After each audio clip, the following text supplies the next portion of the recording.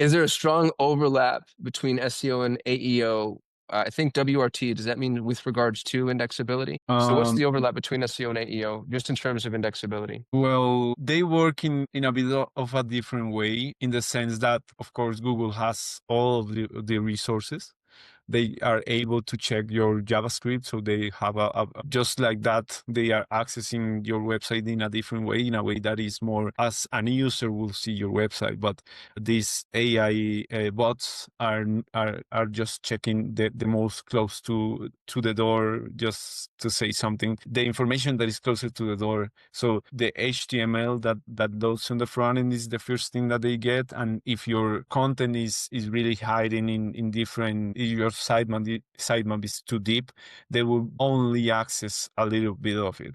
There's something called the crawl budget, and that in that way the AI bots have a better, a bigger effort into getting to understand or cite your website. There's tools, there's an LLM.txt suggestion. There's many people using it, but there's still not kind of an official mention that is being used. But in essence, what it is your website's content in a markdown file that is just easier to gather. Like the bot doesn't have to get into it. That LLM text lives in your server, like it's the most easy to access, and it will have all the information of your pages, of your important content, and everything like that. So that's what pursuing, that's what having is not like a complicated task. There's already tools in there which are really easy to get. So I will work on getting you guys a guide on how to get your own. I was just going to say, you know what we should do, Julian? We should create a builder. There's got to be a GPT prompt that we can create, a custom GPT prompt that lets other people create an LLM.txt file.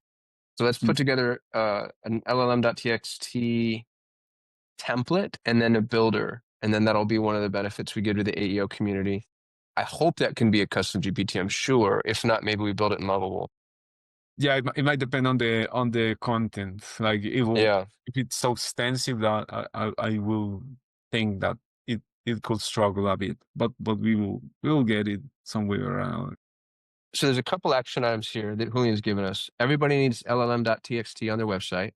We're going to help you with that. We're going to try. I love the same as mentioned. That was huge and we glazed over it, but that was, I didn't know that. That was, you get to, from your site, tell LLMs where all of your tendrils exist, which is going to take some time, but it's worth doing. So go tell LLMs, hey, this is me, this is me, this is me, this is me. These are my products. These are my brands. These are my employees. Like, and if you're the one doing that, it stands to reason that you're going to get. The other thing that's really interesting, and this has been true for SEO for 20 years, what ranks before relevance is compliance. And people don't talk about that enough. Just having a website that the search engine can see means that you actually get to play the game, and let's go be compliant. So I love the same as note, dude. That's brilliant. The one thing that I want us to meditate on, just from a philosophical perspective, is the economy of answer engine tokenization. Julian, you said this earlier, and you blew my mind. It's such a good point that I never considered. The energy cost to running these things is so bad that what's his futz went to Congress and asked for $12 trillion or something.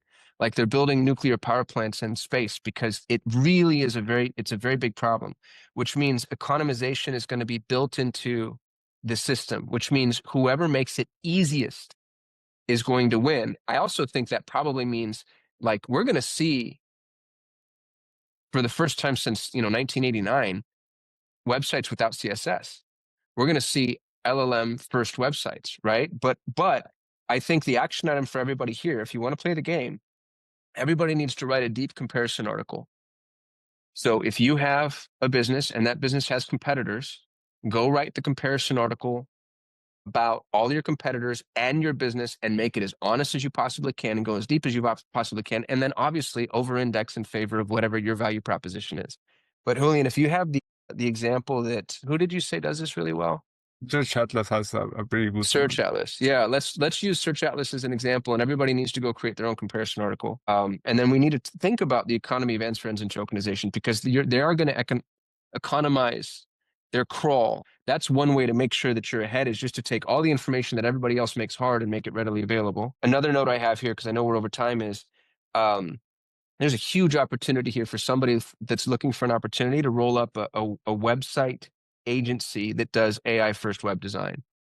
Because we know things like the LLM.txt, we know things like schema, we know things like same as. And what's really fun about answer engine web design is it's less, not more. It's about convincing people to do less, not more.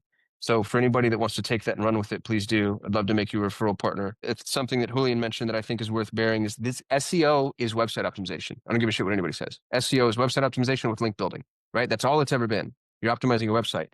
AEO is not website optimization, it's brand optimization because it's the mentions that seem to move the needle more than anything else. So we have to start thinking about our digital presence as kind of a universe. Now, the website can still be the central repository because you have things like this, the LLM.txt and the same as, but it's a more expansive consideration.